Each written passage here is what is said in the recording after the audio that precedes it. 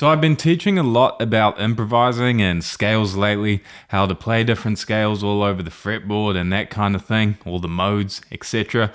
And a common question or comment that is left in the comment section, funnily enough, is asking how you can know what chords to play these modes with, because it's all well and good to learn the scale, but you have to know in which context you can actually use the scale. And it's one of those things where you really do have to learn and understand music theory to just know this inside and out and just know for sure exactly what you can use.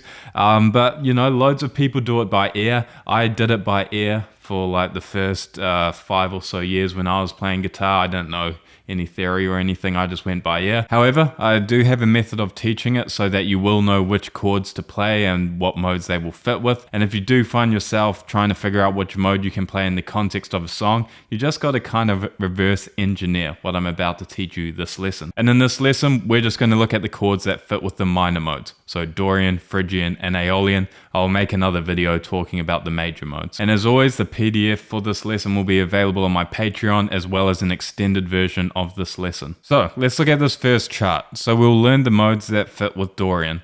And you'll see there's black and red numbers. Now the way this sheet works is any number that is in red, you play as a minor bar chord. So you need to know your 4 bar chord shapes. And any of the black numbers are played as major chords. Now, if you want to just ignore all that, you can actually just play power chords through this whole thing. Okay, you don't have to play major or minor chords, just play power chords. And if you're doing the whole rock thing, metal thing, that's a great way to go about doing it. So the way this works, all those numbers represent a chord that belongs to the key. Okay, so for Dorian, we have a 1 chord, a 2 chord, a flat 3 chord, 4 chord, 5 chord, and a flat 7 chord. And for all of these, I've left out the diminished chord for all these modes because it sounds a bit weird unless you're playing it as a minor 7 flat 5 chord, which is a bit more complicated than what I want to get into today. Each of these numbers represents the root note which you build the chord from. So in Dorian, if I wanted to play in the key of A, I would line up my 1 chord or the 1 number with an A note on this E string. So right now I'm playing an A note on the E string. Now, because it's a red number, I would want to play a minor bar chord built from that note. So I play this E minor bar chord shape, right? And just turn down my guitar a bit. Play this E minor bar chord shape. Cool? Now, if I wanted again, I could just play a power chord built from that. And that would be my 1 chord in Dorian. If I wanted to play my 2 chord, I would go 2 frets across, and I would build my chord from where that number 2 is. And I could play a power chord, or I could play a minor bar chord. Now if I wanted to play my flat 3 chord, I would go 1 fret across, play that root note, and then I would build a major chord, or again, a power chord. Cool?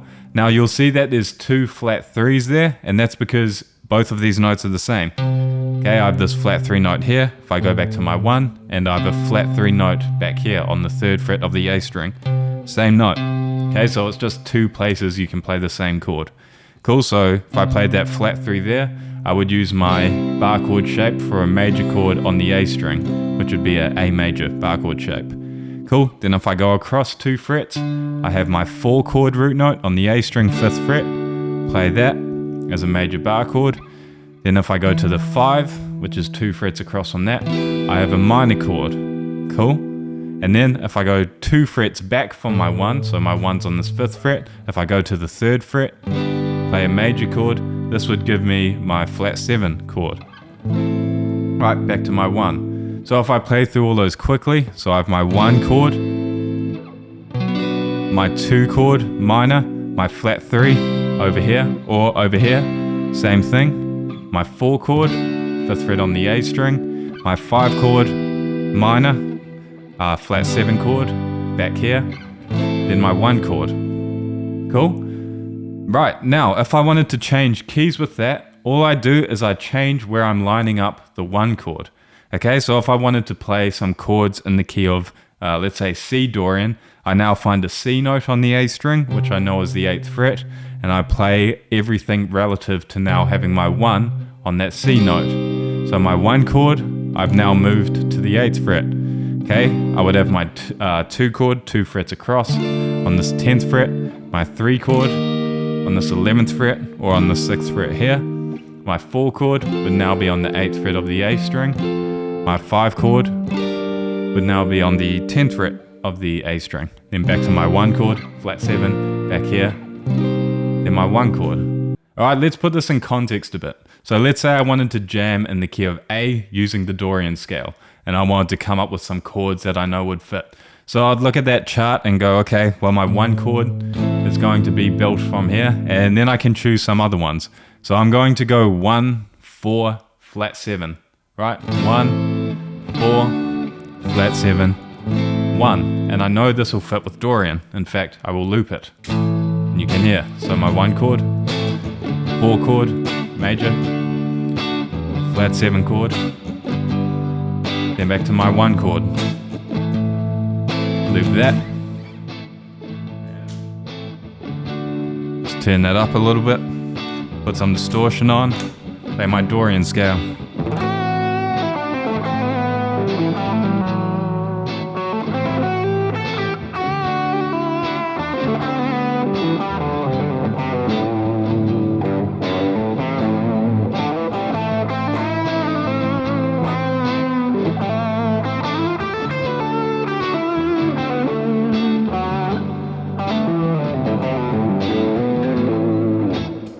Right, you get the idea. So all those chords are going to fit with Dorian. And if I was playing over a chord progression or a backing track and I knew the chords that belonged to it, I could see if it fits into those chords that fit with that diagram, and then I know I could use Dorian. Okay, so let's look at the next chord map. So now we have Phrygian.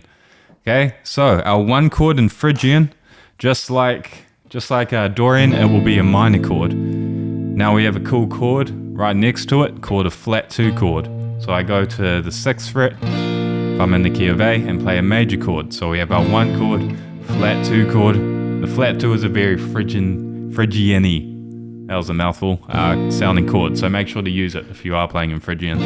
Then I have my flat 3 on the 8th fret, 2 frets across from my flat 2. Or I could play it back here, just like Dorian. Then my 4 chord in Phrygian is a minor chord, okay, as opposed to Dorian, where it was major. Then I have a flat 6 chord if I go way up here. Play that as a major. Cool, back to my 1 chord.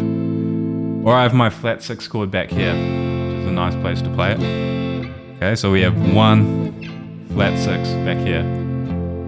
Major chord on the E string. Now, in Phrygian, our flat 7 chord is minor. Bit of a weird sounding chord, to be honest, in that context, but theoretically it is correct. So, if I go through all those quickly, we have our 1 chord, flat 2 chord, flat 3 chord, 4 chord, 5th fret A string, then flat 6, we can either go up here or back here as a major, and then our flat 7 chord will be on the 3rd fret of the E string, that's where the root note is, and then back to my 1. Alright, so if we put that in context, let's say I play 1, flat 2, and flat 7, and I'll play them all as power chords, because that works well with Phrygian. 1, flat 2, flat 7, 1. And not the best loop in the world, but we'll work with it. So then I'll play my Phrygian sound.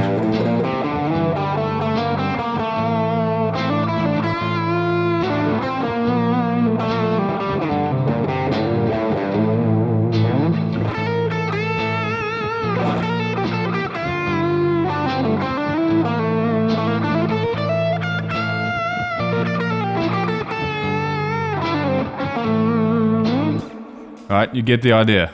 Cool kind of Phrygian sound.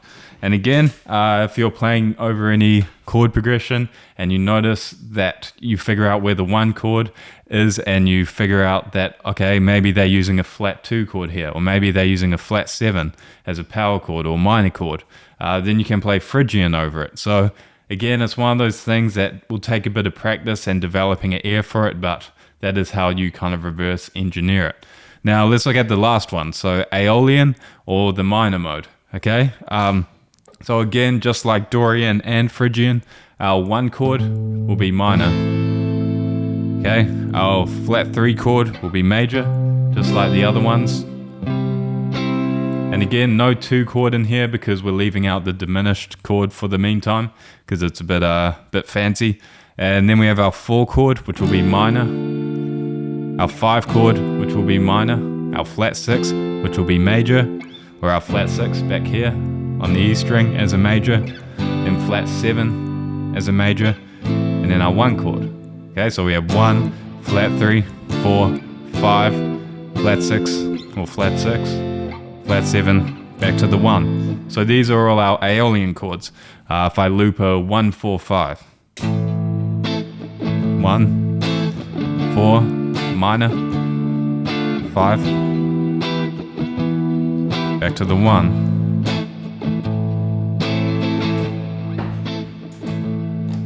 Play some Aeolian over it.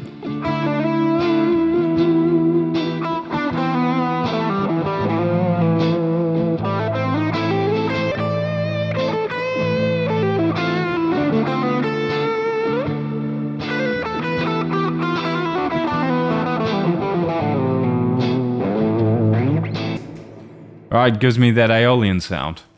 So that is a chord map for if your 1 chord is on the E string for every single minor mode. So Dorian, Phrygian, and Aeolian. And just remember, as I said just then, wherever you line the 1 chord up with on the E string, all the other chords move with that 1 chord or relative to that. So if I played that 1, 4, 5 that I just played in the key of A, if I wanted to play that in the key of C, I would have my 1 chord on this 8th fret, and I would go 1, 4, 5. Right, just like when I was in A, I went 1, 4, 5, 1. In C, 1, 4, 5, 1. In the key of G, 1, 4, 5, 1. Right, you get the idea. Okay, so everything moves relative. Now I'm going to continue this lesson on my Patreon, and I'm going to show you how to do the same thing, but if your 1 chord was built from a root note on the A string. So for example, if you're in a key like D or E, you might not want to play your 1 chord all the way up here on the 12th fret of the E string. Or you might want to play it on the 7th fret of the A string. So if you're interested in that, maybe check out my Patreon. But otherwise, thank you very much for watching, and let me know if you have any questions in the comments below, and I'll see you next time.